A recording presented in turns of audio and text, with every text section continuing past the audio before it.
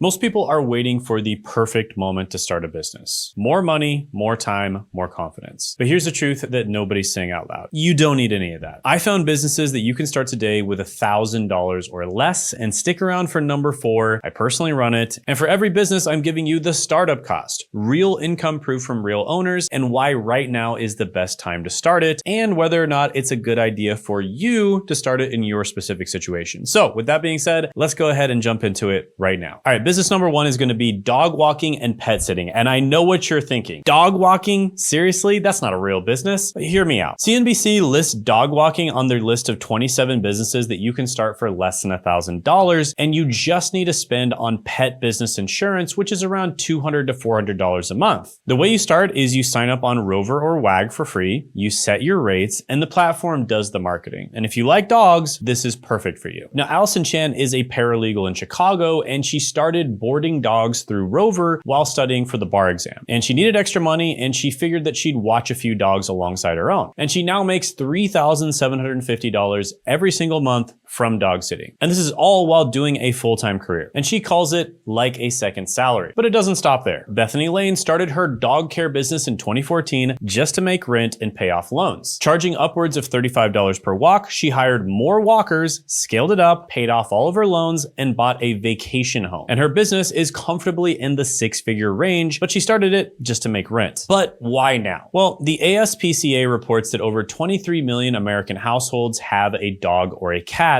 And as more and more people are starting to stop working remote and go back to the office, those dogs still need walks every single day. So yeah, very easy business to start, a bit harder to scale, but possible to scale as well. And there are tons of channels, by the way, about dog walking or just dogs in general. I even have a client who sells Labradors and uses YouTube as their main way of getting customers themselves. And by the way, I do teach people how to grow and make money on YouTube, and just about all of these different business models have the same problem, which is it's hard to get clients, but if you have a YouTube channel, that makes it super easy, which is why I'm doing a completely free live training this week. Click the link in the description and the pinned comment below to check that out. All right, so business number 2 is niche down print on demand store. Now this one sounds almost too easy, and it kind of is, but there is a caveat. Print on demand means you design something like a t-shirt, a mug, a candle label, etc., and then you list it online. And when someone buys it, a manufacturer prints it and ships it directly to the customer. So you never touch the product. All you got to do is design it and list it for marketing. Everything else is taken care of. Now, one thing I have to say though is print on demand as a general strategy is crowded. And what isn't crowded is a specific niche. Retired nurses, homeschool moms, saltwater fishermen. The riches, as they say, are in the niches. So go broad and you'll get buried. Go specific and you'll own a corner of the market that nobody else is paying attention to. Now, Francisco Rivera started a print on demand candle shop on Etsy, and his shop brought in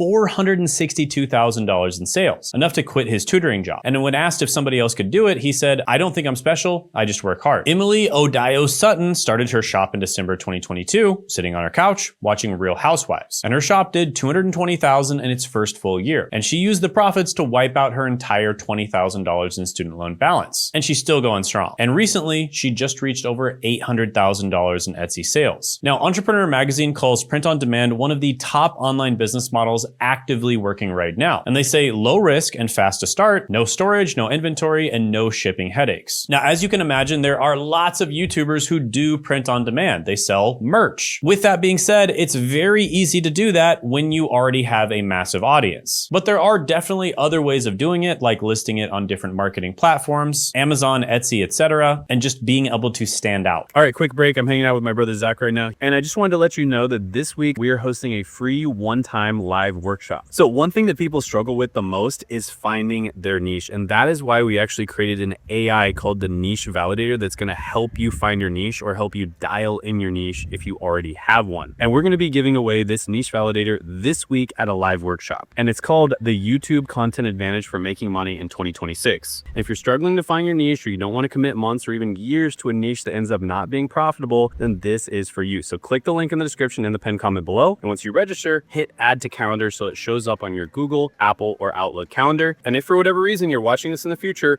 still check the link in the description and the pinned comment below, because we may be doing another live workshop in the future, and it'll tell you when. Now, you'll also be able to ask me questions live, so I look forward to meeting you. And you'll also get an update on how this guy is doing on YouTube as well. So see you this week, and back to your regularly scheduled programming. All right, business number 3 is thrift flipping or reselling. Now, this is one that I've done a ton of in my lifetime, and basically it's buying low and selling high, which is one of the oldest business models in the world. Now, with thrift flipping, you go to a thrift store, a garage sale, or Facebook Marketplace, and you find something that's underpriced. You list it online for more than you paid, and you keep the difference. An Entrepreneur magazine includes reselling on their list of businesses that you can start with less than $100. Buy some older items, then add the shipping costs, and that is your capital. The barrier to entry could not be lower. And Jocelyn Elizabeth started when her dad brought home a $5 lamp from a church yard sale, and he found the same lamp listed at $70 on eBay. And from there, she went thrifting the next weekend with her baby in a stroller. That was 2011. Today, she runs Knickknacks, a 7-figure reselling marketplace, and personally earned over $260,000 from it in 2025 alone. And she says anyone could go to Goodwill and pick something up and find out it's worth $50. If you're willing to put in the work, anyone can really accomplish this. Sophie Regal started in her college dorm room, buying items for $5 to $10 and flipping them for $50 to $100, and she built it into a 6-figure business. And here are some of her recent and amazing flips.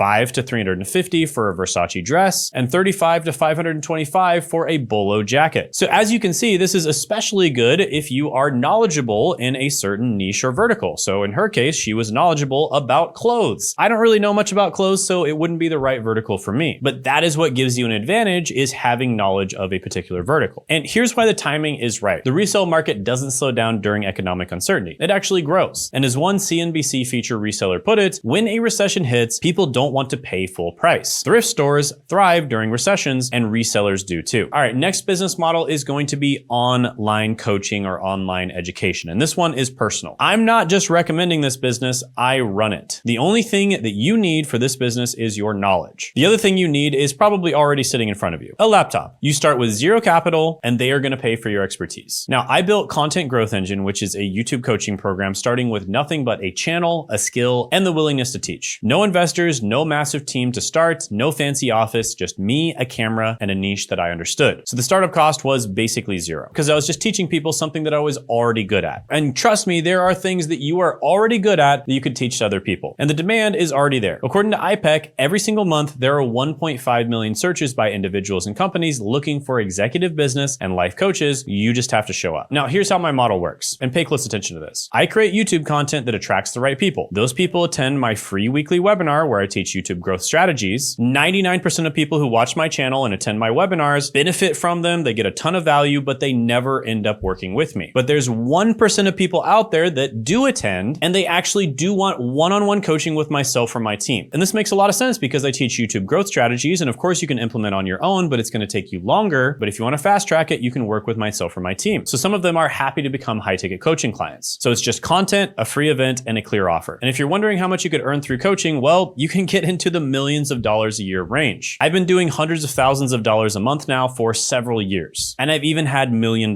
months. So if you want to see more about how this actually works, you can attend my free live training. Click the link in the description and the pinned comment below. And not only will I teach you how YouTube works, but you'll also see how I do it. All right, business number 5 is notary signing. And most people have no idea that this job or this business even exists. And the one that do are usually the ones quietly making $200 an hour from it. Now, this one is great because it could be a job. There are notaries out there. It could be a side hustle. You could just do this on the side. And you could also turn it into a full-time business. And a notary signing agent witnesses and verifies the signing of legal documents, real estate contracts, loan paperwork, and power of attorney. And every time someone buys a house or refinances a mortgage, a notary has to show up in person and make it official. Title companies and law firms don't want to send their own staff out for every single signing, so they pay independent agents to do it. And CNBC reports startup costs range from $250 to $500, basically covering your state notary commission, a stamp, a journal, and errors and omissions insurance. That's it. And Angelina Nguyen was 25 years old with no bachelor's degree when she started charging $75 to $200 an hour as a notary signing agent. And on some mornings, she makes $150 in 5 minutes. And Barbara Hill stated that after watching an elderly notary walk through paperwork at her own home, she now makes $66,000 a year. And she does it with flexible hours on her own schedule. So the certification process takes 4 to 9 weeks depending depending on your state. And after that, you list yourself on national signing databases, and title companies find you, and you show up when someone needs a signature witnessed. And every mortgage, every refinance, every home sale legally requires a notary to show up in person, and that's not changing anytime soon. So the notaries Angela Nguyen's father worked with on real estate documents were, in her words, in incredibly high demand. And that demand is built into how property transactions work in this country. So yeah, this is another one that can be a really good one to get into. And yes, there are entire YouTube channels about how to become a notary as well. So again, if you want to learn how to do YouTube, click that link in the description in the pinned comment below and attend the live training this week where you will literally get to ask me questions live on Zoom. And also check out this video right here where I go over exactly how to start a YouTube channel and how we help people grow with it.